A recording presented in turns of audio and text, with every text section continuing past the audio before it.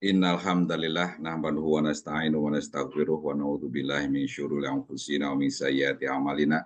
May yahdihillahu fala mudhillalah wa ma yudlilhu fala hadiyalah. Asyhadu an la ilaha illallah wa asyhadu anna Muhammadan abduhu wa rasuluh la nabiyya ba'dah. Kanda Yunda yang alhamdulillah hadir pada pengajian Zumiyah KBPI, rahimakumullah. Marilah kita panjatkan puji syukur kepada Allah Subhanahu wa taala yang telah memberikan nikmat iman, nikmat Islam, nikmat kesehatan kepada kita. Selawat dan salam semoga tercurah kepada junjungan kita Nabi besar Muhammad Shallallahu alaihi wasallam, pada para keluarganya, sahabatnya, para tabi'in, kaum mukminin mukminat yang mudah-mudahan tetap istiqomah hingga akhir zaman, dan mudah-mudahan kita mendapatkan syafaat dari baginda Rasulullah Shallallahu Alaihi Wasallam. Alhamdulillah pada pagi kali ini kita kembali hadir di kegiatan pengajian Jumat pagi Zumiyah Keluarga Besar Pelajar Islam Indonesia yang ke-142. Tentu kita bersyukur bahwa sarana silaturahmi, sarana ini bisa kita tetap pelihara untuk menjadi kebajikan bagi organisasi kita, bagi diri kita, juga bagi lingkungan kita. Alhamdulillah telah hadir semuanya, juga Kanda Saleh Mudo yang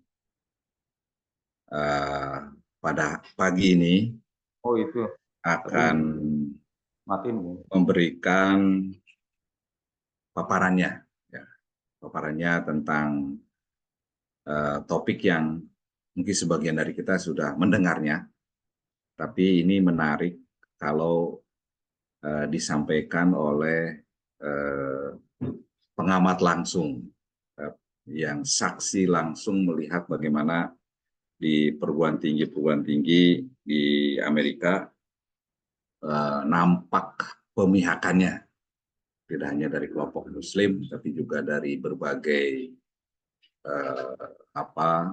agama Kristen, agama Yahudi juga ya, dari semua unsur, melewati batas-batas agama, melewati batas-batas suku, karena kondisi saat ini sangat melukai sisi kemanusiaan kita. Terakhir mungkin Kanda Yunda menyaksikan juga bagaimana peristiwa Rafah terakhir ya, itu sangat menyedihkan. Tentu ini menjadi satu hal yang menjadi perasaan kita, semacam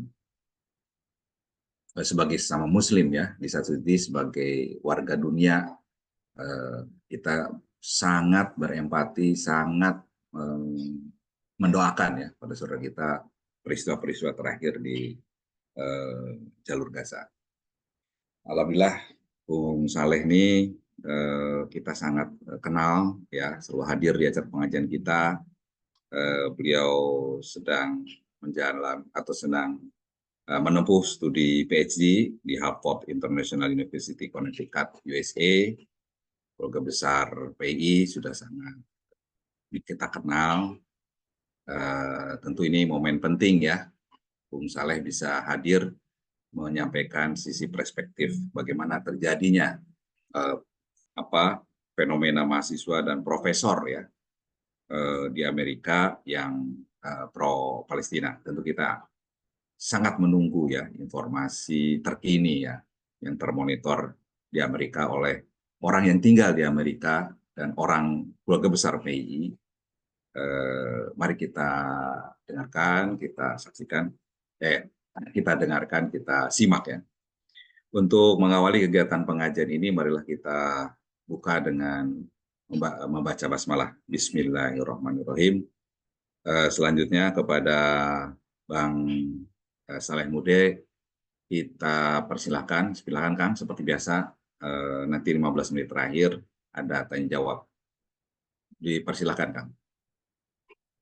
Terima kasih. Bismillahirrahmanirrahim. Assalamualaikum warahmatullahi wabarakatuh. Ya, saya kira saya bisa langsung eh, ke materi saya biar eh, kita nanti Silakan. minta tolong Pak eh, Pak Pak Maulana Oke, baik saya yang share. Maulana. bisa akses langsung dia. Baik, saya Ya, share sekarang. Ya, materinya udah di-share ya. share aja. Silakan, Ada Kang. materi saya kira pengantar diskusi saja 6 Oke. halaman, langsung halaman 2. Ya, ini namanya Peduli Palestina. Kita langsung masuk halaman. Nah, jadi Bapak Ibu atau saudara-saudariku yang saya hormati, terima kasih atas kesempatan yang baik ini. Saya kira kita sepakat ini adalah media komunikasi di antara kita, bukan saja satu bangsa, satu iman, tetapi kita juga satu garis perjuangan, namanya Pelajar Islam Indonesia. Saya sejak 85 dibawa oleh seseorang, mungkin hadir di sini, namanya Pak Makmur. Waktu saya itu SMA kelas 2 dan dia bilang, mau nggak kamu ikut latihan kepemimpinan? Saya nggak tahu apa itu PII, tapi saya masuk langsung siam. Di Makassar itu namanya di Pergis Perguruan Islam Datu Museng eh, di Makassar. Saya mulai hari itu saya di kader 1 minggu di Baiat sampai saya melewati semua tingkatan sampai coaching struktur di wilayah Sulawesi Selatan, pelajar Islam Indonesia di Jalan Gunung Lompo Batang, dan begitupun saya juga berkesempatan tinggal di Menteng Raya 58 2 tahun waktu saya kuliah di UI. Setelah itu uh, saya juga berterima kasih. Saya bisa ke Amerika itu salah satu rekomendasi saya pakai sampai hari ini. Saya tahun ketiga sekarang. Nanti saya akhir Juli ini saya udah 3 tahun di Amerika. Itu juga sekali lagi ada rekomendasinya keluarga besar pelajar Islam Indonesia. Jadi kalau orang bilang saya dicubit, saya bilang darah saya adalah darah Indonesia, darah Islam, dan darah pelajar Islam Indonesia. Itu pengantar. Eh, nah, kita lihat dari peta ini betapa sedihnya kita melihat yang namanya tanah Palestina itu dari 1917 itu yang warna biru itu, saudara-saudaraku bisa lihat itu adalah wilayah Palestina. Yang putih sedikit itu itulah miliknya Israel yang dikasih oleh kesepakatan eh, PBB yang pada saat itu katakanlah didominasi oleh, dan memang Inggris menguasai sebagai pemenang Perang Dunia Kedua setelah 1945 itu. Nah, 3 tahun kemudian itu ada proses. Nah, itu dikasih kecil itu wilayahnya itu mungkin bisa dikata hanya ya mungkin tidak sampai 5% itu dari total wilayah Palestina. Kita loncat saja, Bapak lihat, Ibu lihat itu bagaimana prosesnya sekarang itu yang 1967 itu tidak lebih 1,5 abad, 50 tahun itu, apalagi hari ini itu yang putih semua itu diambil oleh Israel. Jadi itu yang biru-biru sedikit itulah yang dimiliki oleh saudara-saudari kita yang kita bisa katakan yang menderita hari ini, yang diduduki hari ini, yang katakanlah yang dipersekusi hari ini, yang disiksa hari ini, yang dibunuh hari ini, itulah yang sedikit itu yang biru. Itu 2017, kebayang dengan hari ini. Katakanlah berapa tahun yang lalu itu berarti sudah 6 tahun atau 7 tahun yang lalu. Itu sudah seperti itu. Itu ini peta yang beredar di Google. Oke, bisa pindah halaman 2. Oke, Bapak Ibu yang saya hormati, hari ini PBB itu ada 193 negara anggota PBB, anggota resmi. 143 itu 50 yang abstain, yang tidak mendukung Palestina.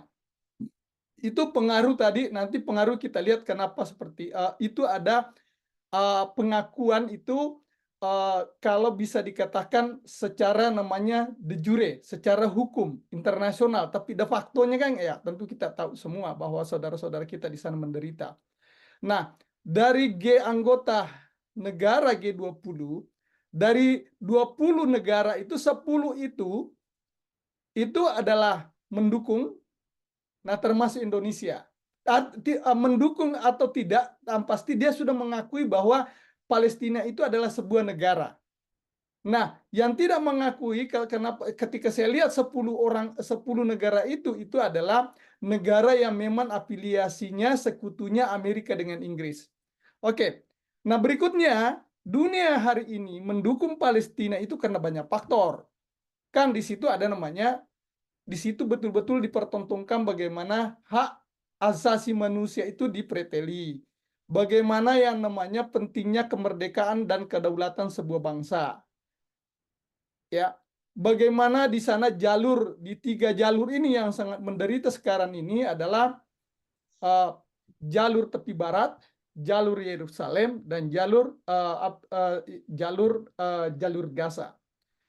Nah, saya kira juga di bulan ini sebetulnya bulan Mei ini banyak peristiwa-peristiwa kepedulian internasional itu melihat Palestina. Nah, itu yang namanya anggota pengadilan kriminal internasional atau di International Criminal Court itu sudah menyuarakan akan menangkap Perdana Menteri Israel hari ini yang itu berkuasa itu sudah 15 tahun berkuasa, namanya Benyamin Netanyahu. Nah, itu saya lihat bahwa ternyata itu pengadilan internasional yang terakhir mengadili itu adalah Slobodan Milosevic, juga yang mengadakan pembersihan etnis itu di Yugoslavia. Berikutnya apa namanya, operator, ini dunia terhadap Palestina. Nah, sekarang kita berbicara tentang korban, kita tahulah bahwa di sana begitu banyaknya korban. Nah, 7 Oktober itu kan 2000 tahun lalu itu kan Hamas pimpinan Haniyeh, itu kan yang menyerang tiba-tiba, dan saya kira menyerang ini juga punya alasan bahwa dia sudah lama diduduki, sudah lama dijajah, sudah lama dipersekusi oleh tentara Israel. Nah, makanya tiba-tiba dia tidak pernah nyangka ini Israel diseranglah pada malam Minggu itu 7 Oktober, dan diperkirakan katanya itu ada ratusan orang meninggal termasuk penduduk sipil. Nah, akibatnya Israel marah dan menyerang balik, dan pada saat yang sama ya kita tahu Israel itu mendapat banyak sokongan dari negara-negara superpower. Nah, dikatakan sampai hari ini itu sudah ada 36.000 orang meninggal, termasuk hampir 100 orang jurnalis dan 22 itu pekerja kemanusiaan. Yang paling banyak korban tentu adalah anak-anak yang tak berdosa. Nah, begitupun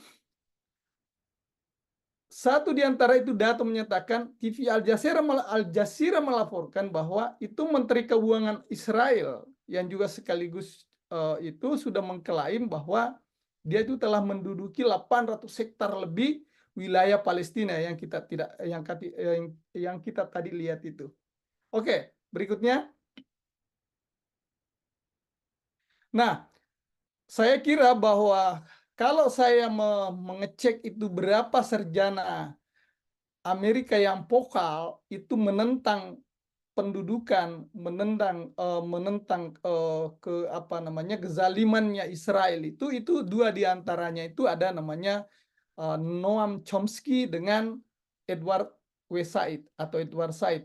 Nah, saya kira yang terakhir ini Edward Said itu sangat terkenal di Indonesia, malah bukunya itu Orientalisme itu sudah diterjemahkan oleh penerbit Pustaka Bandung dulu, ya mungkin tahun masih 90-an.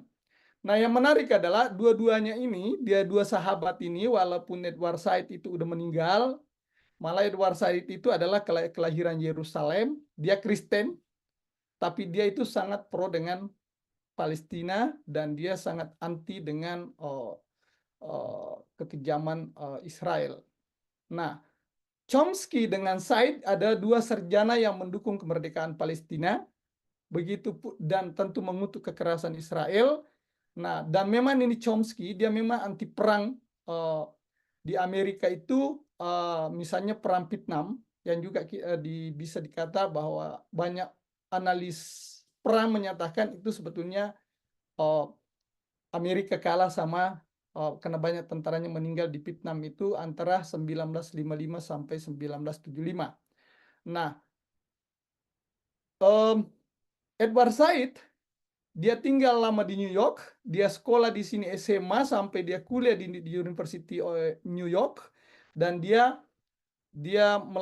melahirkan buku itu yang namanya Orientalisme, dan buku itu sangat terkenal. Begitupun ini Chomsky, banyak sekali bukunya tentang kepedulian terhadap Palestina. Itu semua menunjukkan bahwa mereka itu kritis pada kebijakan pemerintah luar negeri Amerika yang kita ketahui sangat mendukung atau sampai hari ini mendukung, walaupun dia tidak nyatakan secara verbal, secara terang-terangan, itu mendukung yang namanya pendudukan di sana. Oleh karena dan begitu pun media-media, saya kira media-media di Amerika, dan dua faktor ini yang sudah lama mendominasi, tetapi begitu sudah klimaksnya atau begitu titik kulminasinya kemanusiaan betul-betul sekarang sudah terasa. Itulah yang menyebabkan bulan April Mei itu yang kita mau bahas hari ini, bahwa ada fenomena baru. Saya kira halaman terakhir, operator. Nah, inilah fenomena yang inilah halaman terakhir, saya kira itu menunjukkan bahwa seperti di kampus saya itu kami pernah menggelar malam berdoa, itu 3 agama besar. Ada perwakilan Yahudi, Kristen, Islam, itu lebih 1 jam kami berdoa dan prihatin tentang apa yang terjadi di Palestina. Jadi itu apa namanya? Sepertinya November, karena kan 7 Oktober itu kan dia menyerang, berarti saya salah tulis di situ. Nah, dan saya menyaksikan, saya ikut berdoa pada saat itu. Pada saat itu orang Indonesia ada 7 orang itu dari Universitas PTIQ, Perguruan Tinggi Ilmu Al-Quran. Di sini termasuk ada profesornya dari Indonesia, itu kami semua ikut larut dalam doa yang gantian tadi saya bilang 3 perwakilan agama besar itu, dan kami semua tertunduk, kami semua menunjukkan bahwa kita itu sangat peduli sama Palestina. Itu masih bulan November. Nah, April Mei itu puncaknya di sini, itu yang saya kira sampai beritanya di tanah air, di mana dikatakan sejumlah aktivis kampus, sejumlah mahasiswa, sejumlah profesor turun ke jalan, demo, berkemah, berhari-hari sampai ada ditarik. Ada beberapa video yang viral itu, video pendek, di mana para profesor, para mahasiswa diseret oleh aparat kepolisian. Nah, mungkin ada nanti yang bertanya, itu memang ternyata setelah saya telusuri, itu ditarik itu bukan karena satu faktor, bukan hanya karena faktor dia membela Palestina, pro Palestina, mengutuk Israel, tetapi memang biasa mahasiswa ini, apalagi yang namanya mahasiswa tahun pertama, tahun kedua, ya biasa militansinya terlalu tinggi. Makanya setelah saya tanya terus teman-teman yang dekat dengan misalnya Columbia University, saya tanya dengan New York University, kenapa mereka ditangkap, kenapa ternyata memang dia apa namanya, katakanlah dia merusak fasilitas kampus.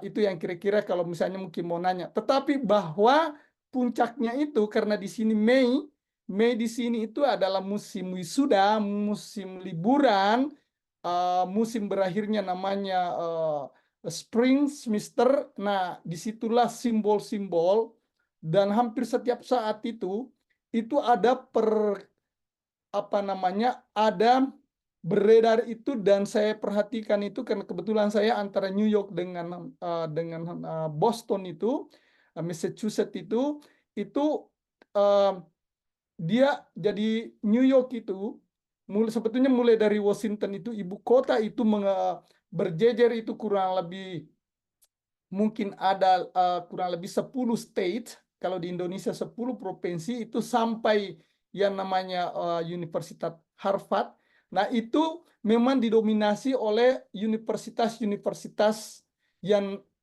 biasa kita dengar masuk, katakanlah masuk 10 besar, 20 besar eh, universitas terbaik di dunia. Ya, biasa kita dengar ada namanya MIT, kita biasa dengar namanya Harvard, biasa kita namanya Yale University, Columbia University. Nah, itu semua mahasiswanya itulah yang turun, itulah yang mengadakan tenda di kampus, dan itulah yang memakai simbol-simbol ketika wisuda. Saya sebetulnya ada video 2 saya kirim sama Adinda Operator, tetapi mungkin saya bilang itu sebetulnya tidak penting, tapi kalau ada mungkin di grup WhatsApp grup kita bisa bagi, itu bisa dilihat bahwa pada saat prosesi wisuda, pengalungan namanya, peletakan toga itu, penerimaan ijazah oleh presiden-presiden kampus di sini, kalau di Indonesia rektor-rektor itu adalah itu mahasiswa sebagian besar memakai kalung bendera-bendera yang Palestina. Itulah fenomena yang memberikan citra baik dan memang betul mempengaruhi tadi 143 dari 193 negara yang bisa saya bilang tadi 50 sampai hari ini tinggal 50 yang mendukung. Saya kira 50 itu juga akan bersus itu karena lobbynya sekutu-sekutu Israel. Nah, itulah yang menyebabkan masih bertahan 50. Tetapi saya kira ketika kita tanya bahwa nilai-nilai kemanusiaan di sana betul-betul katakanlah diinjak-injak oleh Netanyahu dan tentaranya, itulah yang orang bilang alasan mahasiswa kenapa mereka pro-Palestina, karena ada namanya kepedulian hak asasi manusia, ada namanya gerakan keadilan sosial, ada namanya kebebasan akademik, ada namanya penghentian investasi dan dukungan perusahaan-perusahaan ke pemerintah Zionis, dan mereka menunjukkan dia solidaritas yang tinggi, yang penuh terhadap Palestina. Saya kira itu pengantar saja. Nanti kalau misalnya ada aspek-aspek yang tidak saya singgung dan kebetulan saya nanti tahu, yang saya pernah lihat, tapi intinya bahwa saya kira karena saya masuk di grup WhatsApp itu, teman-teman di New York, teman-teman di state saya namanya Connecticut, begitupun teman-teman di Boston itu yang digerakkan oleh orang-orang Indonesia itu, saya masuk di WhatsApp grupnya itu semuanya di 3 WhatsApp grup ini itu termasuk yang di Washington DC itu adalah semuanya pernah terlibat, bukan sekali, bukan 2 kali terlibat dalam yang namanya ikut gerakan membela, menunjukkan Palestina mengadakan arak-arakan atau demo. Saya kira operator bisa ditarik dulu, nanti tinggal diposting di apa namanya di, di room chat kalau misalnya ada yang bersedia untuk membaca lebih detail. Tapi intinya saya juga terdorong ketika disuruh berbicara seperti ini, disuruh sharing pembacaan, di-sharing apa yang saya lihat selama kurang lebih katakanlah mulai Oktober kemarin itu sampai hari ini, itu yang saya bisa bagi.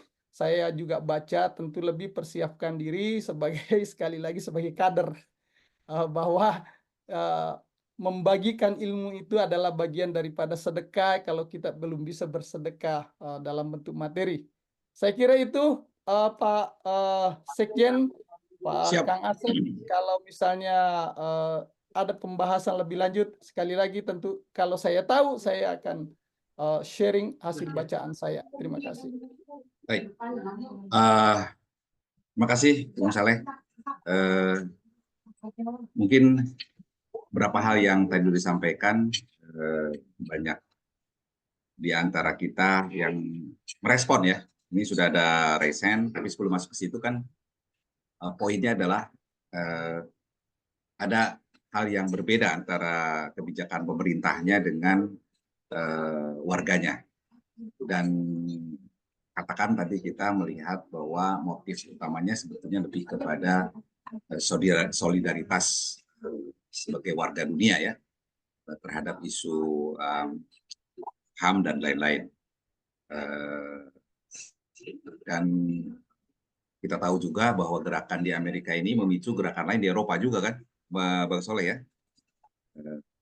Di dunia, Betul, tapi yang betul, paling betul. kental karena di sana menjadi sentrum dari supporting ke Israel, sehingga menjadi menarik, semacam ada antagonis gitu ya. Kalau di kita kan pemerintah sama warganya inline gitu ya, dan gerakan dukung Palestina bukan hanya hari ini ya, sudah lama, sehingga seolah seperti tidak kedengaran ya intensitasnya. Nah, itu saya kira juga yang menarik. Baik, ya, ada Cak Aziz satu sama Pak Abdul Wahid Maktub. Ya, silakan Cak Aziz. Baik, terima kasih Ustaz Saleh.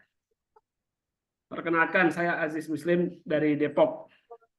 Ustaz, kita sama-sama tahu isu Israel Palestina itu kan bukan isu agama, tapi lebih ke isu politik. Dan ini sudah berlangsung sekian puluh tahun dan nggak kelar-kelar sampai sekarang.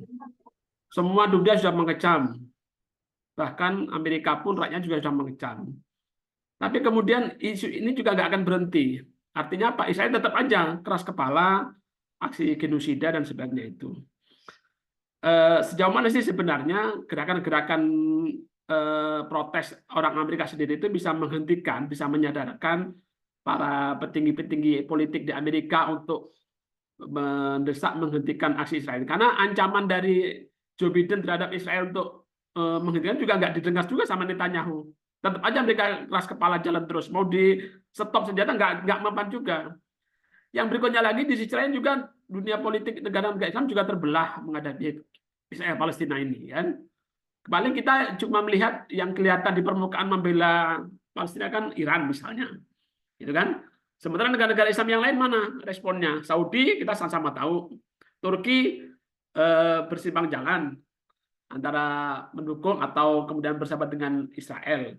Jadi kadang saya ini sangat pesimis, skeptis. Israel Palestina itu sudah bertahun-tahun nggak kelar-kelar. Seberapa hebat sih sebenarnya Israel ini sampai kemudian negara-negara Islam pun tunduk kepada Israel ini. Nggak ada satupun kekuatan yang bisa memaksa Israel untuk menghentikan aksi genosida itu. Tadi kalau dari sejarah itu kan negara Palestina yang semula hijau besar itu sampai sekarang kayak menipis. Itu kita nggak bisa ngapa-ngapain gitu loh. Paling-paling orang Indonesia cuma bisa bikin aksi-aksi demo solidaritas Palestina. Itu kan tiap tahun rutin begitu-begitu. Dan nggak ngefek juga. Gitu kan? Kira-kira apa sih yang bisa menghentikan saya? Saya membayangkan selain gerakan politik, misalnya di PBB, kemudian embargo, juga perlu ada gerakan militer. Saya membayangkan kalau Israel itu dijatuhin kayak Hiroshima Nagasaki, mungkin baru berhenti itu Israel. Bom atom dijatuhin itu. Atau ini mungkin perlu cara Tuhan untuk merestart lagi tata kelola dunia global ini. Misalnya terjadi perang dunia ketiga misalnya dari kasus ini. Mungkin nanti akan berubah lagi sosial tata dunia global kita ini. Kalau nggak begini nggak akan ada perubahan. Jadi saya berharap kemudian dari kasus genosida Israel yang semakin menggila ini akan terjadi perang dunia ketiga atau paling nggak terjadi aksi bersama-sama lah. Seluruh dunia itu tidak hanya sekedar mengecam, tapi ada tindakan nyata konkret. Kalau selama ini kita paling membantu doa, bantu kemanusiaan, itu nggak ngefek sebenarnya untuk Israel itu. Paling nggak jadi perang dunia ketiga, atau kemudian ada yang Korea Utara melempar satu rudal balistik ke Israel gitu kan, baru dia ada diam gitu. Kira-kira gitu Ustaz. Terima kasih. Oke, ditahan dulu ya. Kita Silakan, kumpulin silakan. dulu. Silakan. Pak Wahid Maktub, silakan Pak. Ya, terima kasih Bang Saleh Moda. Sedikit nostalgia, saya juga hampir sama dengan Kang Saleh ini, juga dulu dikader di PII di Bangkalan Madura, ya. Itu walaupun setelah itu mungkin berbeda dengan Kang Saleh. Saya kebetulan 3 bulan yang lalu ke Palestina, ya, ketemu dengan tokoh Hamas, ya. Bahkan juga saya secara diam-diam bertemu dengan penasehat Menlu Israel. Nah, sebetulnya kami kerjasama sebetulnya dengan Haifa University, ya, dan juga kami bertemu dengan wakil rektor dari Al-Quds University di Yerusalem, Jadi saya dan juga kami mengamati langsung di sana betapa suasana ya seperti mungkin zaman kita dulu terjajah. Ya. Jadi memang tidak punya kebebasan ya. Bagaimana saya pergi ke Aqsa itu, Masya Allah, dijaga dengan senjata lengkap begitu kan. Itu. Jadi saya merasakan gitu. Padahal itu kami sudah dilaporkan kalau saya ke sana gitu. Itu ada itu diatur pertemuan saya dengan penasehat Menlu ya. Dan waktu itu saya sendirian ya. Saya mencoba untuk memahami ya, secara komprehensif ya. Jadi, persoalan yang disampaikan oleh penanya sebelumnya itu memang too complicated ya, betul-betul kompleks sekali ya. Jadi memang tidak bisa pendekatan hanya parsial dan kemudian dangkal ya. Jadi itu menyangkut aspek historis, politik, ya global dan lokal, sehingga memerlukan kecanggihan ya. Jadi memang kita tidak perlu kemudian hanya sekedar emosional ya, hanya mendukung dan tidak, ini harus memerlukan kecanggihan ya. Nah, antara lain pelajaran yang bisa kita ambil, karena kebetulan saya waktu itu pergi ke Jordan, ketemu dengan duta besar kita di Patmo, Pak Patmo ya, untuk mendapatkan masukan ya. Sebelum saya ketemu dengan penasehat Menlu itu Israel, kemudian setelah itu saya bandingkan dengan saya pergi ke Mesir, kemudian ketemu dengan penasehat ekonomi Abdul Fattah As-Sisi. Nah, dari situ saya bisa membandingkan betapa memang pelajaran yang paling pertama dan utama itu adalah power, kekuatan. Dan kekuatan itu lagi-lagi adalah soal mutu. Nah, kita ini berorientasi kepada quantity. Jadi kalau kita bandingkan suasana tiga negara itu, misalnya Jordan, kemudian Palestina yang sekarang ini betul-betul di Jericho, ya di itu semuanya betul-betul 100% itu di bawah kendali Israel. Ya. Jadi untuk masuk itu juga dengan berlapis-lapis pembatas gitu loh. Jadi sama sekali ya kita juga ke Jericho, ke mana lagi saya itu Hebron ya. Saya juga itu di situ adalah mayoritas Palestina. Masya Allah. Nah, tetapi ada sesuatu yang mungkin itu di luar perhitungannya. Jadi kasus penyerangan 7 Oktober itu betul-betul mematahkan semua asumsi-asumsi dunia yang sangat makan. Yaitu disebut dengan miscalculation policy. Jadi selama ini kita tahu ya bahwa angkatan darat Israel itu adalah angkatan darat paling terkuat di dunia. Dan pada saat tahun 47 dalam berbagai perang-perangan itu Israel dikeroyok dengan berbagai negara Timur Tengah, negara Arab ya, semacam Syria, kemudian Mesir, Jordan, itu 7 hari itu KO ya yang ngeroyok itu. Tapi sekarang dengan Hamas ya, ini 7 bulan pun itu ternyata Israel nggak mampu menyelesaikan perang. Nah, ini mungkin satu sisi positif ya, yang harus memberikan inspirasi kepada kita itu bahwa selama ini mengukur satu kekuatan itu dari segi fisik dan ternyata Hamas mampu mengimbangi kekuatan tentara Israel yang sangat dahsyat. Nah, saya mencoba bertanya kepada teman-teman di sana ya yang memang mereka itu betul-betul silent operation ya. Saya ketemu dengan tokoh-tokoh yang itu di bawah tanah ya di Yerusalem. Dia mengatakan ternyata mereka yang Hamas itu memang punya satu konsep yang sangat menakutkan, yaitu punya konsep hubul hayat wal maut, mencintai kehidupan dan kematian. Dan ini yang kemudian dikembangkan oleh Hizbullah, ya Taliban, ya Hamas ini adalah satu model ideologi yang bagaimana menghadapi kekuatan militer ya yang betul-betul powerful itu tidak bisa dengan cara-cara konvensional biasa, sehingga mereka melakukan dua cara. Itu pertama ikhtitaf, yaitu penculikan, kidnapping. Yang kedua infijar intihari, suicide bombing, bom bunuh diri. Dan itu memerlukan suatu ideologi yang berani, yang luar biasa. Dan itu yang ditanamkan oleh Syekh Ahmad Yasin, pendiri Hamas. Jadi pendiri Hamas itu ya, saya pernah ketemu dengan beliau di sebelum waktu beliau belum dibom ya, di Jordan gitu. Syekh Ahmad Yasin ini hafal Quran, yang kedua lumpuh ya, yang ketiga dia buta total itu. Tapi paling ditakuti oleh panglima perang Israel. ini yang menjadi menarik itu. Artinya apa? Nilai manusia itu bukan di fisiknya. Saya kemudian teringat kepada dulu Panglima Sudirman. Panglima Sudirman itu kan ya paru-parunya sudah separuh ya. Dia ditandu ya. Tapi dia paling ditakuti oleh Panglima perang Belanda. Karena mereka punya a great vision. Kalau dalam istilah ulama itu risalah al-azimah. Nah, ini yang sekarang tuh ditanamkan dalam generasi Hamas. Mereka Hamas itu betul-betul saya ketemu dengan teman-teman Palestina di di Israel itu, di Yerusalem. Dia minta tolong kepada saya. Kamu tidak perlu bantu saya, kamu datang kepada saya. Biar kamu tahu bagaimana kondisi kami ini, gitu loh. Jadi mereka itu memang dan dia tidak mau dibantu. Kalau mau membantu, tolong kamu membeli produk-produk saya. Saya tidak ingin anak generasi muda itu menjadi penerima peminta. Itu dong. Jadi kami itu kalau ada duit itu jangan dikasihkan ke orang, karena itu nanti nggak mau sekolah. Ya, lebih baik kasihkan ke kota, ada lembaga aman khusus gitu. Jangan kepada itu. Atau kita belilah produk-produk kami. Ya, produk kami dia membuat kerajinan tangan, ya kami membeli gitu. Nah, mereka punya kesadaran tentang SDM. Nah, saya melihat satu contoh misalnya Laut Mati di Jordan, manajemen pengelolaan dengan Laut Mati di Israel itu jauh.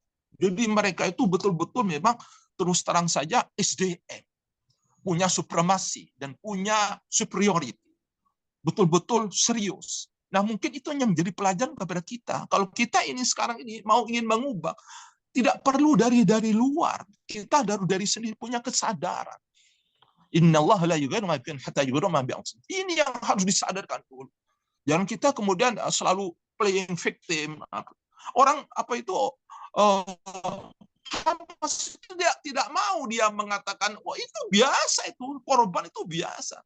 Dan seperti harus kita ketahui, yang mati-mati semuanya hafal Quran. Itu yang yang maju di perang itu memang memiliki satu spiritual weapon ya. Sehingga banyak keanehan ya.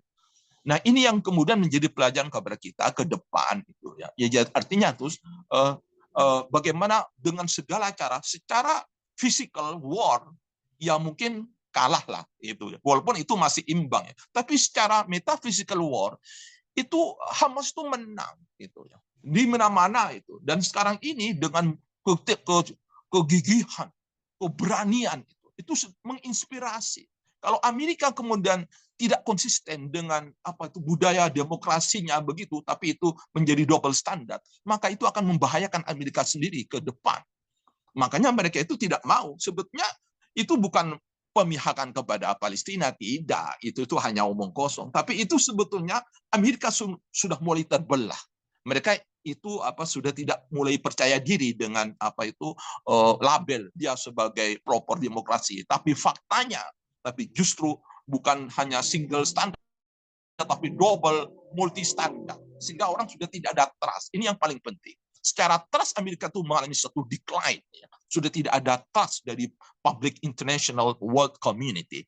Nah, ini yang mungkin. Oleh karena itu, ini kita tidak boleh kemudian terburu-buru menganggap kita ini kalah, lemah. Tidak. Gitu. Justru kita tuh harus menunjukkan kita tidak akan pernah mundur, tidak akan pernah menyerah, tidak pernah kalah. Gitu. Karena kalau misalnya kita tuh selalu dianggap kami ini tidak kalah, begitu katanya orang-orang ini. Jangan kemudian disebarkan satu image bahwa kita ini lemah. Jangan. Kita itu Nah, selama ini mass media tentu saja memberikan peranan yang sangat penting. Nah, kadang-kadang kita ini larut di dalam satu emosi. Seakan-akan kita harus membangun satu motivasi kepada rakyat Palestina itu, bahwa Palestina itu orang hebat, kuat itu, dan suatu saat akan menang itu. Jangan kemudian disetting pemikirannya itu kalah, ini lemah. Tidak, itu justru sekarang ini kesulitan. Bagaimana dengan berbagai cara itu pemuda-pemuda Hamas itu bisa belajar membuat bom, bisa belajar membuat antisipasi. Dan ini harus diapresiasi gitu. Nah, oleh karena itu, dan juga perang tidak hanya di fisik, tapi juga di mass media. Nah, ini memberikan suatu dampak. Dan bahkan perlu diketahui, ya ini yang kita kadang-kadang terjebak kepada kesalahan berpikir karena overgeneralisasi. Karena kita melihat mendapatkan informasi itu hanya dari pihak ketiga, keempat gitu ya, tidak langsung ya, tidak melihat langsung. Yaitu apa? Itu sebetulnya di Israel sendiri itu kewalahan karena di sana sudah mulai banyak orang yang mendukung orang Islam ya, agama, walaupun ini seperti yang disampaikan oleh penanya sebelumnya, itu memang bukan persoalan murni agama, walaupun itu punya kontribusi, itu adalah persoalan politik itu. Tetapi harus kita ketahui, kita tidak boleh terjebak kepada overgeneralisasi seakan-akan orang Israel itu adalah non Muslim. Nah, bahkan perlu diketahui 20% di Israel itu Muslim. Dan itu. Nah, memang orang Muslim ini ada yang di sana tidak punya kewarganegaraan. Mereka ditawari supaya mereka masuk warga negara Israel, tapi mereka bertahan. Nah, kalau dia diganggu terus, untuk tanahnya diganggu, tapi sebaliknya kalau dia masuk, ada yang curhat kepada saya, saya ini diminta untuk masuk ke warga Israel, tapi saya tidak mau itu, saya akan mempertahankan gitu ya. Nah itu kalau karena kalau saya masuk ini nanti anak saya tuh gimana? Saya akan ikut perang, wajib perang, dan saya membunuh saudara Muslim sendiri. Itu loh. Jadi, nah ini yang menjadi dilema. Oleh itu penanganannya itu tidak bisa kemudian pukul rata. Kita harus ada bagi tugas, ada permainan pada tingkat negara dan non-negara. Nah seperti misalnya di Al-Quds. Al-Quds itu diakui oleh pemerintah Israel, tapi di sana semuanya bermuka dua. Dia tahu bahwa orang Israel pun juga tahu bahwa ini kan, tapi saling membutuhkan. Nah inilah kecanggihan permainan yang menggunakan teknologi, strategi ya. Nah oleh karena itu mungkin dalam menangani aspek solusi Palestina yang kompleks itu tidak cukup dengan hanya sekedar conventional solution ya. Jadi memang perlu orang-orang yang memang betul-betul mengerti fakta di lapangan dan juga bagaimana dinamikanya, sehingga terus harus dirubah terus-menerus pendekatan, solusinya itu pendekatan itu. Dan itu yang saya sampaikan kepada teman-teman di Kemlu. Kalau Kemlu itu sementara ini hanya itu ya memang tidak salah, itu penting, tapi belum canggih. Apa yang seperti dilakukan oleh misalnya Cina. Cina ini sangat canggih sekali. Bagaimana mungkin secara konvensional diplomasi itu Saudi dan Iran itu tidak mungkin dipertemukan. Tapi dengan kecanggihan Cina sebagai peace broker, dia mampu melakukan manuver-manuver. Nah mungkin ini yang diperlukan oleh Israel sekarang. Bagaimana muncul tokoh-tokoh untuk bisa lebih canggih. Saya pikir itu Bang Saleh sekedar sebagai terima kasih perspektifnya. Terima kasih. Bang Saleh, dua dulu, nanti Pak SKJ boleh dibantu ya.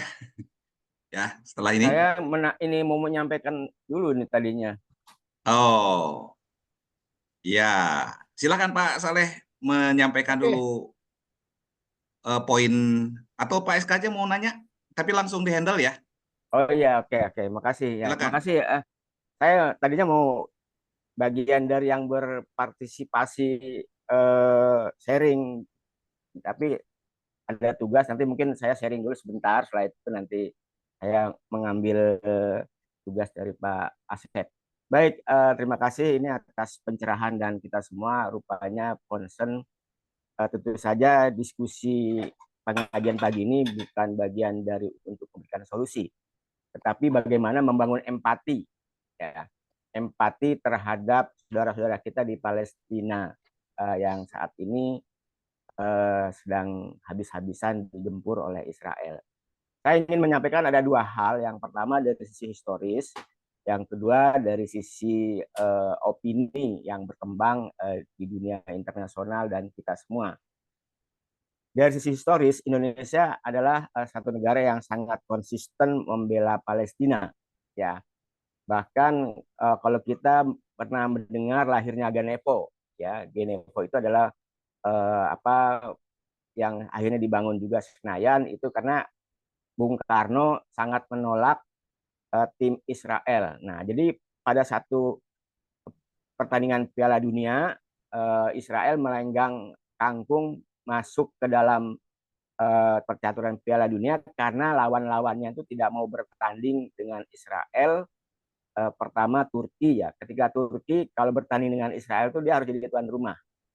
Ya, karena lawannya Israel, Turki mundur sehingga Israel maju. Nah, setelah itu Sudan, Mesir, dan Indonesia. Nah, begitu juga Indonesia menolak kehadiran Israel karena Israel adalah penjajah, sementara Indonesia bagian negara yang gigih untuk memperjuangkan sebagaimana dalam undang-undang pembukaan undang kita bahwa penjajahan di atas bumi harus dihapuskan. Nah, jadi kalau sekarang Indonesia gigih, Menteri Luar Negeri kita dengan begitu semangat berapi-api di forum internasional membela Palestina adalah bagian dari sejarah yang selalu dipertahankan. Jadi kalau ada pertandingan bola yang lalu itu dari PDIP menolak, gubernur menolak, itu adalah bagian dari warisan Soekarno yang juga harus kita dukung. Ya, dari sisi itu kita harus apresiasi. Yang kedua dari sisi opini, nah ini dia, ini kan perang Zulfikri ya. Ketika awal-awal runtuhnya kekhalifahan Turki Utsmani dan selanjutnya sehingga negara Palestina, West Bank, tepi barat jalur Gaza itu dikuasai oleh Israel, yang pada awalnya itu adalah antara Israel dengan dunia Muslim. Tapi lambat laun dikecilkan, bukan Islam tapi Arab dan Israel. Nah, belakangan dikecilkan lagi, bukan cuma Arab dan Israel tapi Hamas dan Israel. Nah, ini adalah bentuk pembunuhan opini terhadap empati bagi orang-orang kita, umat Islam dan bangsa-bangsa di dunia bahwa ini adalah murni Hamas dan Israel. Sementara Israel diopinikan sebagai teroris dan lain sebagainya yang harus dibasmi. Nah, ini adalah satu opini yang bisa meracuni pikiran-pikiran bangsa-bangsa di dunia ya bahwa Hamas lah yang bersalah ya. Jadi semakin kecil saja ini perlawanan empati. Nah, dengan empati inilah kita bersyukur dengan media sosial yang sangat masif, mata dunia terbuka bahwa genosida itu di mana-mana menyerang didukung ya oleh seluruh bangsa bahwa Israel melakukan genosida di Palestina sana. Jadi ini adalah satu opini yang harus kita bangun bahwa untuk mendukung Palestina dan Gaza tidak harus menggunakan kacamata agama, tapi cukup menggunakan hati nurani. Bagi orang-orang yang memiliki hati nurani, saya kira akan tergerak untuk mendukung dan membela warga Gaza dan warga Palestina. Terus terang saja, saya sering memposting ya hal-hal yang Palestina dan Gaza ini, baik di Instagram maupun di TikTok. Ya, lagi-lagi selalu di-ban ya. Kalau nggak dihapus, suaranya dihilangkan, videonya ditutup. Ya, jadi kita tidak begitu bebas juga kalau men-share sesuatu di media-media itu. Saya beberapa kali itu selalu di-ban, diperingatkan Anda melanggar standar-standar yang ditetapkan. Saya kira itu bagian dari sharing bahwa saya kira ada buku yang bagus. Saya dapat kiriman buku ya, ini dengan judulnya Para Pendiri Bangsa ya untuk membela Palestina. Jadi sejak zaman Indonesia belum merdeka dan juga para pendiri bangsa kita sudah concern tentang pembelaan terhadap Palestina. Saya kira itu sebagai tambahan informasi ya. Untuk selanjutnya insya Allah saya akan membantu Pak Sekjen untuk membantu menjadi host. Silahkan Pak Saleh untuk merespon dari beberapa penyampaian tadi. Terima kasih. Terima kasih Pak Ahmad, Bapak Ibu yang saya hormati. Saya kira juga sebagian saya sudah jawab. Saya setuju dengan Kang Abdul Aziz itu dari Depok, begitupun dari Pak Maktuf. Intinya memang bahwa kalau sekarang kita sudah lihat, apalagi namanya pengaruh media itu yang sudah namanya tidak punya lagi batas yang namanya media, batas negara, batas persekutuan negara, blokade regional dan tidak ada lagi. Jadi apa yang terjadi, katakanlah apa yang terjadi di Amerika hari ini itu bisa langsung pada saat yang sama atau beberapa detik kemudian sudah diketahui di Indonesia. Begitupun apa yang terjadi di Indonesia bisa diketahui di Amerika. Nah, itulah namanya pengaruh sekarang yang bisa dikatakan satu poin yang bisa menguntungkan Palestina. Karena ketika ada fenomena di sini, ada gerakan di sini, menunjukkan rasa, ya katakanlah tadi kata simpati, empati, dukungan, pro kepada Palestina, itu juga mempengaruhi seluruh dunia. Itu satu poin yang saya mau bilang. Poin kedua adalah, rupanya seperti Pak Maktub bilang, seperti Kang Asis bilang, bahwa memang ini yang belum ditemukan sampai hari ini adalah cara-cara yang radikal untuk menyelesaikan masalah di sana. Karena konflik di sana itu ya kita sudah tahu tadi. Jauh sebelum dinyatakan diproklamirkan 1948 itu Palestina, itu sudah ribut sampai hari ini. Itu dia sudah occupy, sudah mematok batas-batas negara di sana. Dan saya baca tadi usaha untuk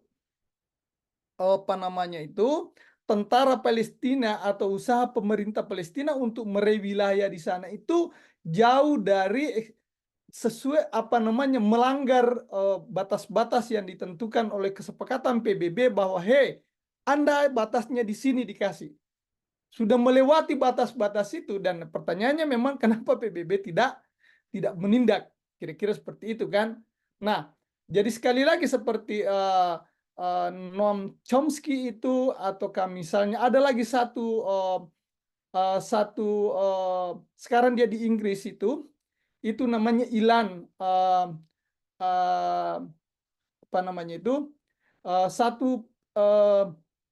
satu sarjana, dia juga kelahiran Yerusalem, dan dia pertamanya itu sangat dia profesor yang dihormati di Israel, tapi karena dia diancam mau dibunuh karena dia membela, dia katakanlah dia mengkritik kebijakan-kebijakan dalam negerinya, luar negerinya Israel, makanya dia keluar, dan dia sekarang keluar dari Israel, sekarang dia tinggal di Inggris mengajar. Nah, kalau tidak salah namanya itu Ilan Pape.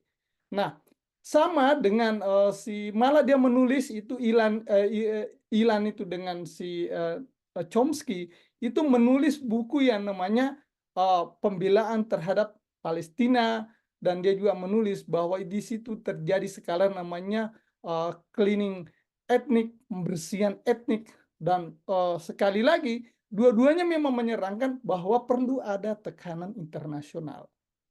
Tekanan internasional itu bisa mempengaruhi, bisa memberi kesadaran orang-orang penduduk di dunia ini, semuanya menyatakan mengutuk keras apa yang dilakukan oleh Israel. Dan saya kira oke lah, misalnya dampaknya itu mahasiswa sudah turun, profesor sudah turun, terus ada lagi yang namanya tadi itu, bahwa internasional pengadilan internasional itu sudah juga menyatakan dia akan mau menangkap Netanyahu, dan dia mau mengadili di pengadilan di Belanda. Dan disitulah saya juga baca tadi sore waktu di sini, itu Netanyahu menyatakan dia sangat kecewa, terutama kecewa kepada pemerintah Amerika karena tidak melindungi dan tidak memberi katakanlah pernyataan menolak ancaman pengadilan internasional itu. Nah, misalnya juga ada namanya Menlunya sekarang ini kan namanya kalau Menlu hari ini di Amerika itu si Anthony siapa namanya ini, Anthony Blinken itu Anthony Blinken ini juga sampai dia kan awalnya juga kelihatan karena namanya Menlu, dia tentu menyuarakan apa kebijakan policy luar negerinya ke pemerintah Amerika, bahwa dia menunjukkan katakanlah mendukung, mensuplai, membantu itu yang namanya pemerintah Israel dengan berbagai macam. Dan itulah yang bikin kuat, kalau orang mungkin apa yang membuat kuat Palestina, apa yang bikin kuat yang namanya Israel. Nah, tentu kan kita sudah pada lihat bahwa yang namanya perusahaan-perusahaan, yang namanya kekuatan ekonomi, ya, yang namanya kekuatan lobby internasional itu di tangannya Israel. Dan 75% diaspora ataukah orang-orang yang tidak, orang Yahudi yang tidak tinggal di Israel itu ada di Amerika. Di Amerika ini hanya 2% itu, seluruh data lembaga survei, hanya 2% itu penganut agama Yahudi, karena syarat menjadi penganut Yahudi itu di sini sangat memang apa namanya itu, proses untuk atau syarat menjadi orang diklaim sebagai penganut agama Yahudi atau di sini disebut namanya Jewish, itu harus punya darah dari ibu. Jadi kalau ibunya bukan orang Yahudi, bukan keturunan Yahudi, dia tidak boleh. Ada di sini mahasiswa di sini namanya si Lia Simon, saya sudah pernah wawancarai dia. Dia bilang, saya sampai hari ini ibu saya itu Kristen, bapak saya seorang Jewish, saya mengklaim diri saya Jewish di sini sebagai orang beragama Yahudi di kampus, itu sebetulnya itu klaim-klaim pribadi. Secara syarat untuk menjadi seorang penganut agama Yahudi yang tadi 2% itu di Amerika itu harus punya darah ibu. Dan tapi oke, kita tidak bicara itu, kita bicara adalah bahwa lobby internasionalnya Yahudi itulah juga yang harus diakui sampai hari ini yang membuat kuat Israel. Kalau kita bilang kenapa sih Israel sampai hari ini tidak ada yang bisa tundukkan. Belum lagi yang namanya investasi-investasi perusahaan-perusahaan yang mengglobal itu mungkin ada di sekitar kita di Indonesia, yang biasa teman-teman itu demo yang mau tutup, yang memang kita dilema mau menutup misalnya satu perusahaan, apakah itu Kentucky, apakah itu apa namanya McDonald, apakah itu minuman Pepsi, Coca-Cola, kalau karena ada dugaan wah itu kan produk Israel, tapi persoalannya yang bekerja di situ saudara-saudara kita juga, orang-orang kita juga, kan dilema sekali di situ. Pasti pro kontra, ada yang setuju bahwa itu harus ditutup, kasihan juga yang bekerja di situ. Nah, tapi sekali lagi, itulah yang juga didemo oleh mahasiswa, oleh para guru besar di sini, supaya investor-investor, perusahaan-perusahaan yang menerus itu mendulang uang dalam bentuk banyak, itulah yang membantu kekuatan pemerintah Israel, dan pemerintah Israel tentu membenahi diri, membeli yang namanya alat senjata yang canggih. Itulah yang dipakai membunuh saudara-saudara kita di Palestina. Oke, saya kira itu. Yang kedua, bahwa betul Pak apa namanya tadi Bang Ahmad itu, bahwa kita memang dari dulu kita punya secara historis kita saya setuju bahwa dari dulu kita berkomitmen atau memang founding negara kita itu Soekarno menyatakan, dan saya pernah begini, saya pernah ditanya dan kaget profesor saya ketika saya bilang saya punya paspor saya itu tidak boleh memasuki dua negara, itulah namanya Israel dengan Taipei, karena tidak memiliki hubungan diplomatik. Itu bukti bahwa kita tidak boleh ke Israel, dan orang Israel tidak boleh membuka yang namanya kantor diplomat, embassy, kedutaan di Indonesia dimanapun. Kalau mungkin ada sinagognya, katakanlah mungkin yang beredar di sini ada di Surabaya, ada di Manado di sana sinagog, masjidnya. Kalau kita kan bilang masjid, tapi rumah ibadah mereka kan namanya sinagog. Itu ada. Tapi sekali lagi saya bilang, kita itu orang Indonesia tidak boleh ke Israel. Itu bukti menunjukkan komitmen historis itu Pak Ahmad, bahwa kita tidak pernah mentolerir apa yang dilakukan Israel terhadap Palestina. Yang kedua, memang secara opini, tapi sebetulnya kalau saya mau bilang, secara opini itu kalaupun tidak berimbang, sebetulnya bisa dikatakan bahwa seluruh dampak efek apa yang dilakukan oleh Hamas ketika dia menyerang itu tanggal 7 Oktober sebagian wilayah perbatasan itu antara antara perbatasan Palestina dengan Israel itu adalah ya memang tentu perlu sudah dia punya perhitungan. Dan itu dia bilang Pak Maktub tadi bahwa dia punya namanya great vision. Dia punya namanya keyakinan bahwa boleh benar kita nanti hancur-hancuran apa, dia sudah pasti kasih tahu pasukannya. Tapi ingat, pesan di situ yang dipesankan oleh Hania itu bahwa Palestina masih ada, Palestina masih kuat, Palestina bisa melawan, Palestina dan sebagainya. Walaupun apa risikonya hari ini, yang kita lihat tadi data-data yang saya paparkan itu, bahwa begitu banyaknya korban termasuk anak-anak. Saya kira itu bahwa sekali lagi perjuangan menuju Palestina merdeka itu masih butuh waktu yang panjang. Masih butuh mungkin namanya, walaupun kita tidak kehendaki yang namanya cucuran darah, yang namanya korban-korban yang sebetulnya tidak perlu lagi. Pengorbanan materi, mana rumah hancur, mana rumah ibadah hancur, dan sebagainya, dan sebagainya. Dan sekali lagi yang saya bayangkan, dan saya kira memang itu yang diinginkan semua orang-orang sebenarnya yang peduli kemanusiaan, perlu ada namanya tekanan global, perlu ada namanya tekanan yang mungkin PBB. Ya kalau PBB adalah sebuah institusi, tapi bagaimana ini dunia ini? Ya saya kadang berpikir kita ini pelajar Islam Indonesia, kenapa kita tidak suruh itu anak-anak itu menyurat?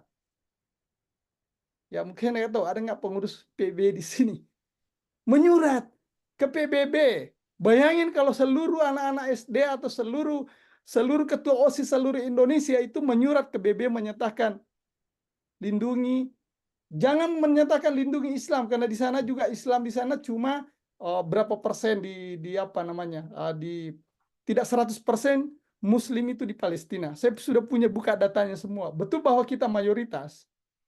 Di sana juga ada Kristen, di situ juga ada Yahudi di dalam Palestina. Tapi anak-anak kita itu menyurat kepada PBB bahwa ini demi kemanusiaan. Ini demi kehormatan kedaulatan sebuah negara. Dan memang begini, ada lagi satu mungkin kalimat saya begini.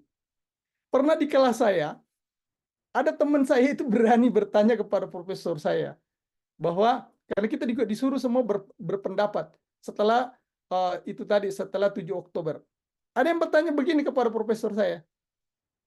Anda percaya nggak pemerintah Anda itu, karena profesor saya itu orang Amerika, Profesor, Anda percaya nggak bahwa pemerintah Amerika ini kan di lobby terus oleh yang namanya orang-orang Yahudi? Ya mungkin apa secara dia tidak tegas menjawab iya. Yang kedua ketika dia tanya saya, Saleh, kalau Saleh menurut Saleh cara solusinya di sana, saya bilang begini.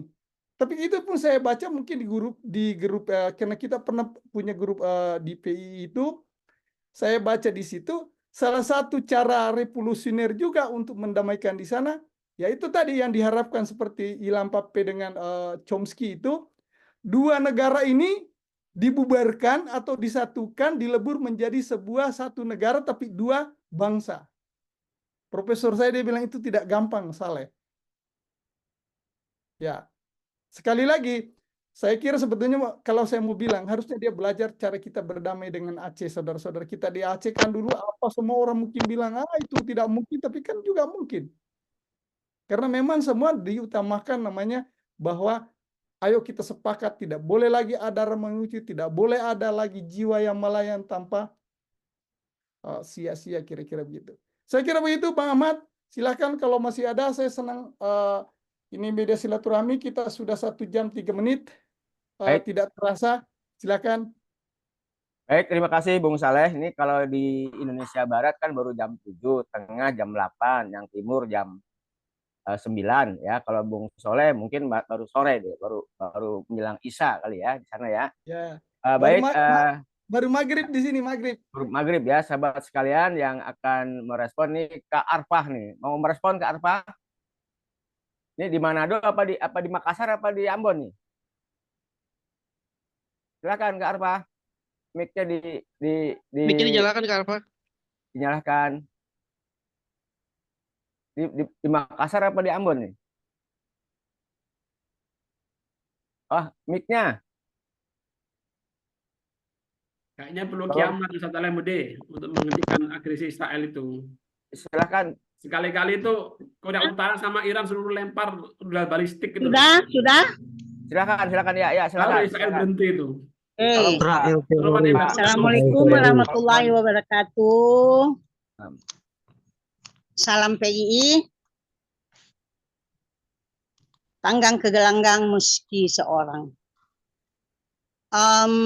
Saya akan mulai dulu dari tadi dikatakan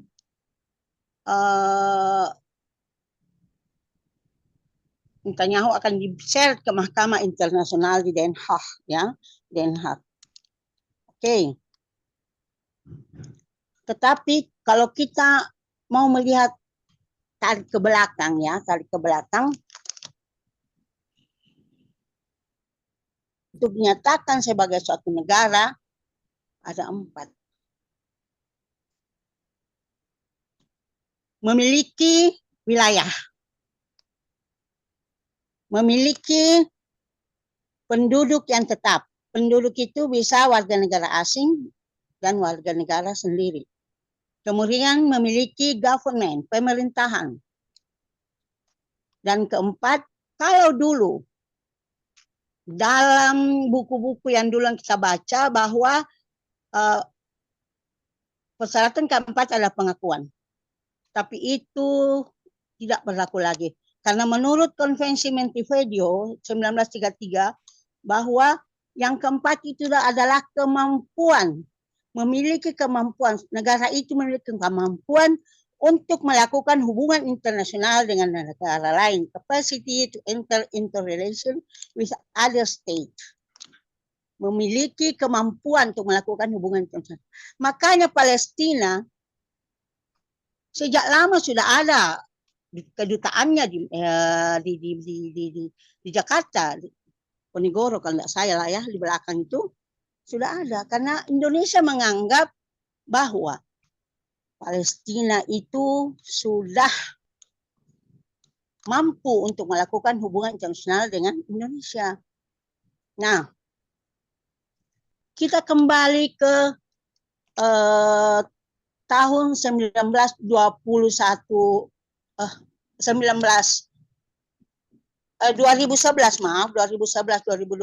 itu bendera Palestina sudah berkibar di markas Perserikatan Bangsa-Bangsa, walaupun masih dikategorikan sebagai anggota non tetap, ya, anggota non tetap. Kita kembali lagi tadi katanya tentang hukum perang. Siapa orang yang tidak bisa diperangi, ya, rumah sakit, wanita, anak-anak, dan dilakukan oleh Israel. Itu sudah dilakukan oleh Israel.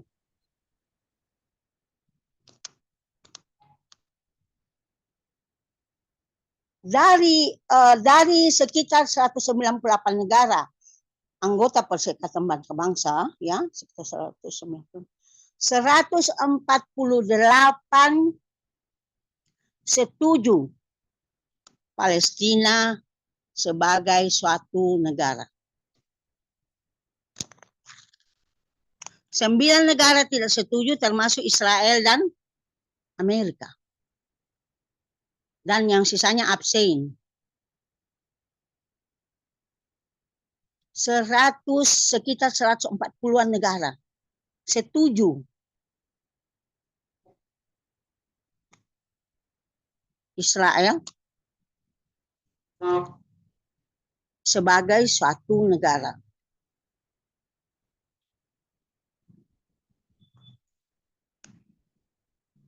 Kita kembali ke apa yang dimaksudkan dengan memiliki teritori, ya. Kita tahu Palestina itu sudah memiliki teritori, kemudian permanent population, negara tidak akan eksis tanpa penduduk, dan itu ada penduduknya. Jadi persyaratan untuk permanent population ini adalah stable community, ya, harus ada community. Kemudian government, ada dia punya kemampuan dan kemampuan untuk melakukan hubungan dengan negara lain. Itu saya kira sedikit, ya. Baik. Jadi kalau mau dikatakan bahwa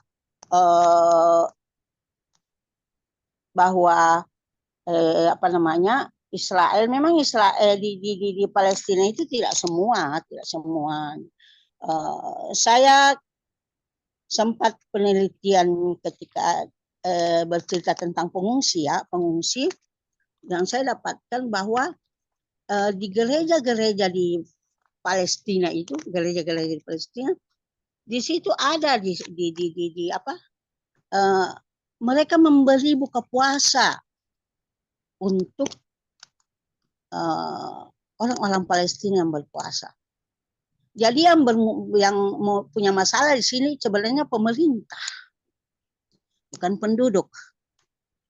Kalau penduduknya ya banyak yang pro Palestina, mereka tahu, mereka bertetangga, mereka tahu siapa tetangga mereka dan sebagainya. Baik, Kak Arfa, makasih. Ya, cukup, Kak Arfa? Ya, itu saja cukup. Saya mau ke kampus soalnya. Ya, salam buat Bosnia sama Chechnya. Bosnia S3 di Bandung, dosen UIN Mataram. Oke, alhamdulillah. Kalau Chechnya di sini tetap, Chechnya di sini sebagai pembina hafal Quran. Kalau Dila udah punya anak berapa? Dila di Manokwari, dosen di sana, dosen Papua, Universitas Papua, Kehutanan. Ya. Ya, makasih ya. Assalamualaikum warahmatullahi wabarakatuh. Waalaikumsalam warahmatullahi wabarakatuh.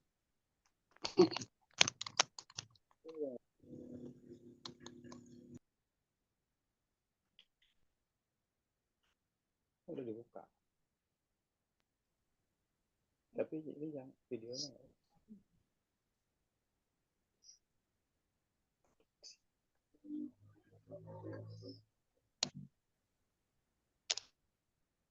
SKJ? Kayaknya terlempar. Oh, kayak terlempar. Yaudah, mungkin langsung direspon aja kali Bang. Lanjut Ustaz Oke, Khaled. jadi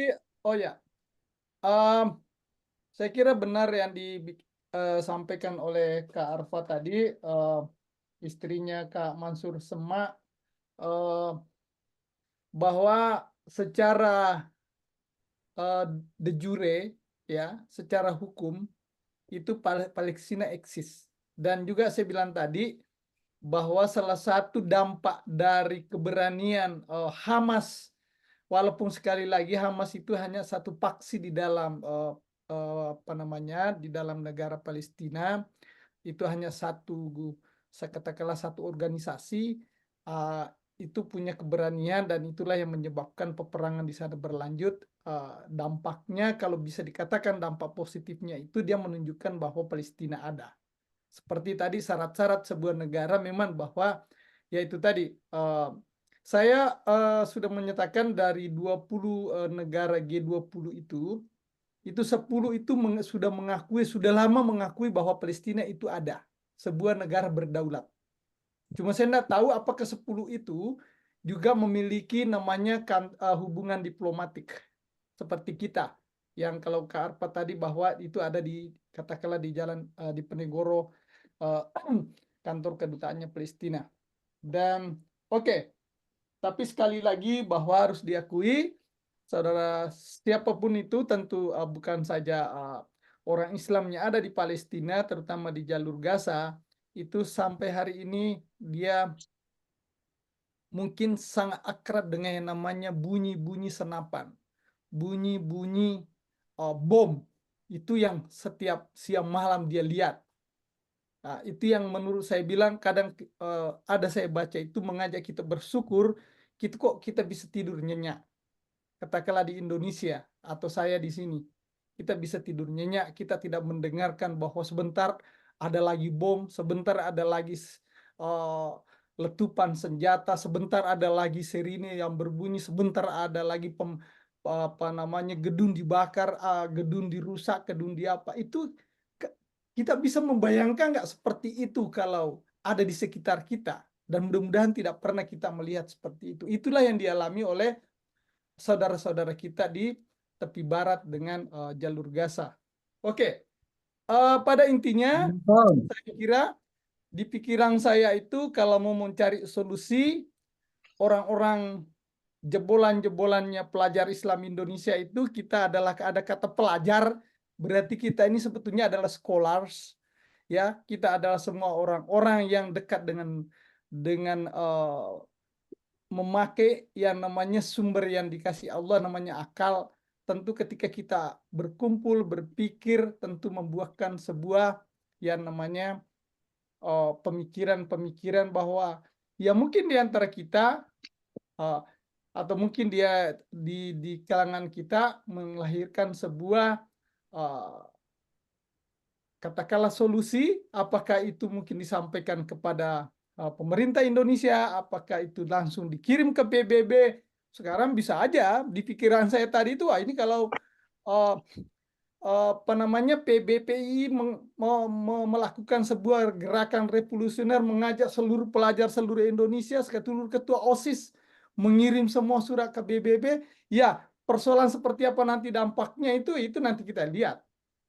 Tapi minimal orang nanti oh ternyata ada namanya gerakan pelajar Islam Indonesia dari Indonesia, negara yang mayoritas Islam, dan dia ingin melihat di sana apa namanya tidak ada lagi korban yang tidak apa namanya katakanlah yang tidak perlu di wilayah sana. Karena kok sampai hari ini peperangan itu ya seperti kita ketahui bersama, peperangan itu sampai hari ini terus menerus, malah sekarang ini makin berkecamuk. Kira-kira seperti itu. Yang kedua bahwa kalau saya mau menyatakan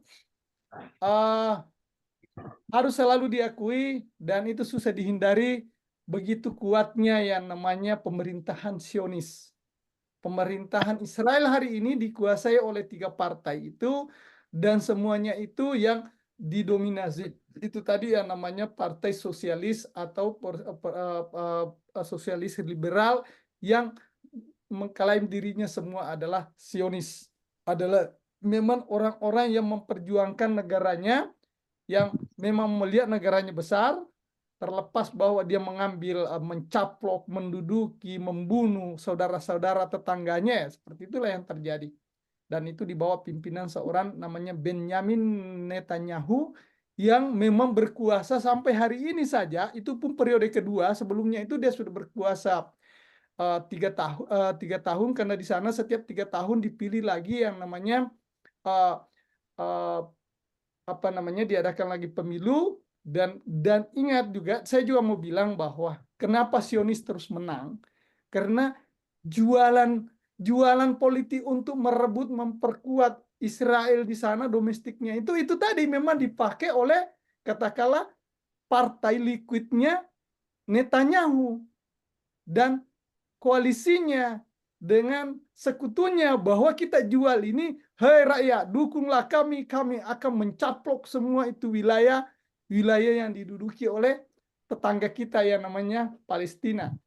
Dan itulah yang membuat simpatik rakyatnya, karena mereka mau luas wilayahnya, bahwa nanti yang tetangga itu menumpang sama kita. Itulah yang bikin dia menang. Yang kedua, saya juga baca di pemerintahannya, di Israel itu ada namanya satu kementerian yang dibikin, kalau kita itu Menko, di sana itu ada namanya kabinet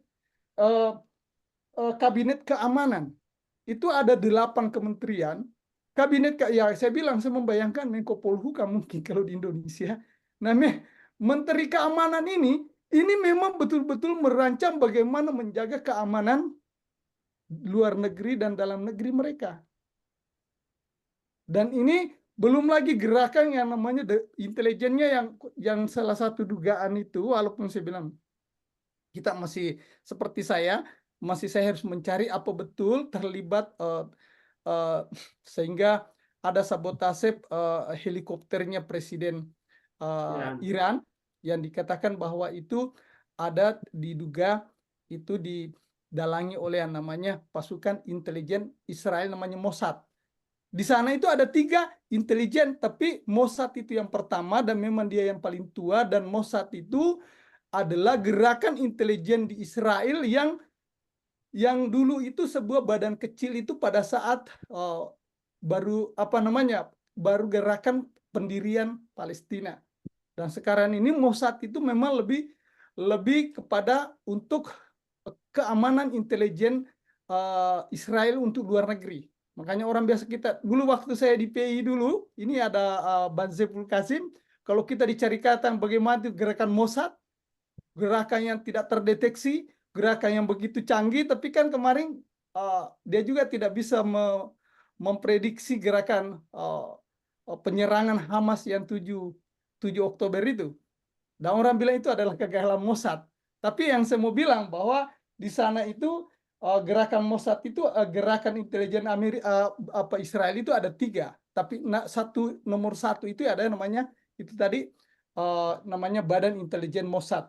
Oke, saya kira itu kalau masih ada yang pasti sekarang ini kita memang masih berharap ada tekanan internasional, ada gerakan-gerakan civil society, masyarakat seluruh dunia itu terus-menerus menekan, apakah itu menekan institusi seperti PBB, menekan Amerika, menekan termasuk menekan perusahaan-perusahaan yang selama ini mensuplai dana kepada pemerintah Israel. Tapi sekali lagi saya bilang itu di pikiran saya itu sampai hari ini susah dihentikan karena pemilik saham mayoritas perusahaan-perusahaan yang besar itulah adalah dikuasai oleh orang-orang yang keturunan Yahudi. Dan dia sekali lagi dia bingung duitnya mau dikemananya, udah dikirimlah disuplailah ke pemerintah Israel karena dia mau lihat negaranya besar. Tetapi bahwa nanti pemerintahannya Netanyahu itu membeli lagi alat persenjataan untuk memperkuat, membela dirinya, membela negaranya, mencaplok tetangganya. Dan tadi juga dipertanyakan bahwa ada beberapa negara di sekitar Palestina itu sampai hari ini tidak punya tidak punya suara, tidak punya katakanlah empati, simpati kepada Palestina. Itu memang juga dilema mereka. Saya juga berusaha melihat kenapa Yordania, kenapa Mesir itu semua bertetangga dengan Palestina, Israel. Kenapa mereka tidak membantu? Dulu saya waktu kuliah di Alauddin itu ada guru saya itu dekan, kebetulan pada saat itu dekan, dia bilang begini, itu orang Arab bersamaan dia kalau dia bersamaan laki-lakinya kencing, itu tenggelam itu Israel. Kalau dia mau bersatu istilahnya kan. Tapi kan di situ juga harus diakui pada saat yang sama bahwa Israel itu begitu kuatnya lobby internasionalnya, yaitu tadi untuk melindungi, memproteksi negaranya, yang sampai hari ini sekali lagi negaranya, ya seperti tadi kita lihat peta, sudah 99, mungkin 95% wilayah di sana itu sudah dikuasai oleh Israel. Saya kira begitu, Pak Mat. Tapi silakan kalau masih ada. Di sini masih ada nih Puang Saiful Kasim, gimana mau merespon? Puang Saiful Kasim, silakan. Terima kasih Pak SK, bil khusus Ustaz Kisah Saleh Muda di Amerika ini. Sehat-sehat Saleh, Indah. Alhamdulillah, Kak Ipul. Ini Kak Ipul ini yang mengkader saya, yang menjadikan saya kader mulai dari siam sampai coaching ini, Kak Ipul ini. Nah ini saya Adinda Saleh ini alhamdulillah sudah pakai songkok bugis ini, kelihatannya harus di Amerika punya gawean juga. Bang Saleh, saya mau tanya ini, bagaimana ini? Saya lihat beberapa berita mahasiswa di Amerika ya, yang kemudian bikin gerakan untuk Free Palestine. Nah, untuk itu apakah memang dampak terhadap mahasiswa itu sendiri di kampusnya, dan apakah itu punya pengaruh cukup berkuat untuk menekan parlemen Amerika, terutama kaitannya dengan pemilihan presiden nanti ya. Demikian juga mahasiswa-mahasiswa Indonesia, apakah memang ada upaya-upaya yang dilakukan dalam kaitan dengan itu, sehingga juga ada implikasi ke kebijakan Kementerian Luar Negeri Indonesia terhadap proteksi perlindungan terhadap mahasiswa kita di Indonesia. Bagaimana itu, Dinda Saleh? Baik, Puang, Demikian. atas responnya. Mungkin ini yang terakhir ya dari Puang Saiful Kasim ini untuk pagi hari ini, karena yang lain sudah pada bersiap-siap. Silakan Bung Saleh ditanggapi. Oke, makasih Pak Mat, makasih Kak Ipul. Intinya bahwa kita tadi sudah membahas seperti itu, bukan saja mempengaruhi domestiknya Amerika itu tadi, gerakan yang kebetulan mayoritas namanya di East Coast. East Coast itu adalah pantai timur Amerika itu, makanya jam saya itu biasanya disebut, kalau jam saya ini, katakanlah sekarang ini sudah jam sama Makassar 8.25 malam Jumat di sini, Indonesia sudah hari Jumat, itu namanya. Kebetulan juga di wilayah East Coast ini banyak universitas yang besar, yaitu yang saya sudah sebut juga tadi, seperti Columbia University, New York University, terus ada Harvard, ada MIT, ada Yale University, dan itu universitas-universitas yang selalu diincar oleh orang-orang yang punya bahasa Inggris bagus, yang punya yang punya kualifikasi tinggi, dan memang istilah sekali lagi punya didengarlah ke mahasiswa-mahasiswanya. Tapi pada saat yang sama betul ada tekanan terhadap kebijakan atau polisi luar negerinya pemerintah Amerika. Tapi sekali lagi bahwa pada saat yang sama pemerintah ini, apalagi ini November ini kan pemilihan pilpres, dan ini namanya rematch, bertanding ulang antara Biden dengan Donald Trump. Dan Donald Trump itu kita sudah ketahui dia sedikit, bukan sedikit, dia memang konservatif, dan dia selalu menjual domestiknya. Sementara pada saat yang sama Biden itu selalu mencoba melihat bagaimana Amerika ini punya pengaruh ke luar negeri. Jadi dua ini rivalitas ini itu sama-sama punya nilai jualan untuk lagi menang di pilpres yang sekali 4 tahun ini. Nah, siapa yang menang kemarin itu sudah ada polling, dan saya juga sempat share ke beberapa WA di Indonesia, itu diprediksi itu oleh satu lembaga ya di sini yang kalau tidak salah itu New York Times itu posting bahwa kalau hari ini diadakan pemilihan presiden itu kemungkinan besar, atau yang besar kemungkinan itu menangnya Donald Trump. Dan kita orang juga sudah pada tahu bagaimana kalau Donald Trump lagi menang. Saya sebagian kebetulan di state saya ini juga adalah mayoritas pendukung Demokrat, katakanlah pendukungnya Biden. Nah, tapi sekali lagi saya mau bilang bahwa itu ada pengaruhnya, tetapi berapa kuat pengaruhnya tekanan mahasiswa, tekanan para sivitas akademika, misalnya para profesor, sampai mereka berkemah, sampai mereka diseret oleh polisi, dibubarkan oleh polisi, dan mereka bagaimana pada saat wisuda kemarin itu banyak yang memakai simbol-simbol Palestina, yaitu tadi bahwa memang mereka itu membela itu bukan karena katakanlah bukan karena kepentingan tetapi betul-betul karena panggilan kemanusiaan, kira-kira begitu. Ada rasa simpati, empati, ada kemarahan di situ, ada di situ kebebasan akademik bahwa itu sudah bertentangan dengan rasio. Kenapa nah sampai ada namanya yang sering saya sebut tadi itu namanya Noam Chomsky, dia bilang sebetulnya Israel itu hari ini bukan dia sebagai bukan dia berperang sekarang, tapi dia adalah seorang murder. Dia adalah pembunuh karena dia melawan sebuah negara kecil yang tidak berimbang persenjataan lawannya. Artinya Chomsky mau menjelaskan bahwa betapa tidak berimbangnya peperangan di sana. Tidak punya angkatan perang, tidak punya pasukan, tidak punya pertahanan, tidak punya benteng, tidak punya, dan semuanya dia punyai oleh Israel.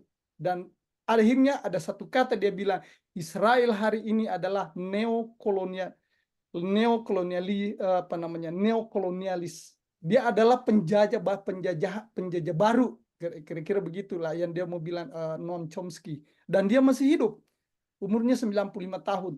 Dan memang dari dulu dia anti perang. termasuk perang Palestina yang saya bilang tadi.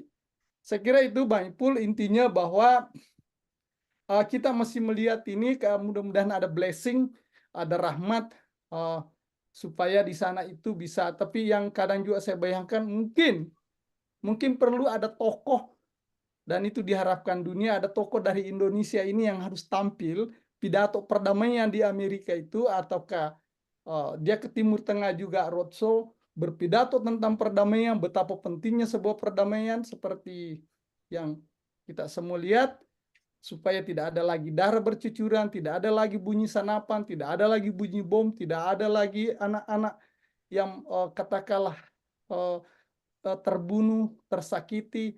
Nah, memang perlu ada tokoh dari Indonesia yang sebagai penduduk mayoritas dunia yang harus menggerakkan ini perdamaian, biar di sana di bumi Palestina itu ada matahari. Bang Saleh saja itu.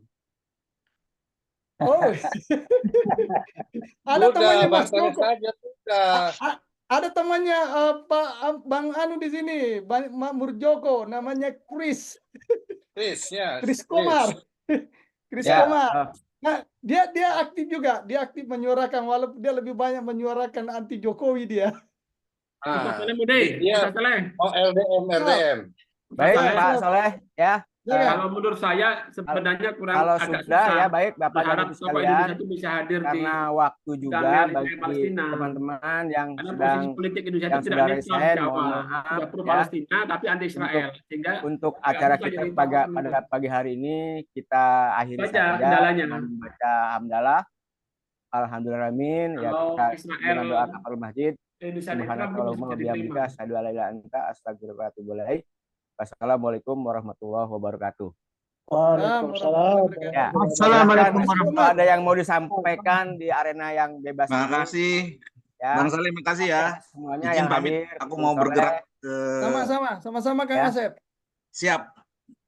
Sehat-sehat Bung Saleh. Pokoknya perlu kajian lebih lanjut, dan mungkin bukan saya diminta lagi, karena membaca Palestina ini dari atau membaca Israel ini dari 1948 dengan hari ini itu bukan hanya 1 jam. Itu 2-3 SKS Ya, itu. ya. Butuh Oke, sip. butuh Setuju. pembicara, Pak dan Asep. saya kira KB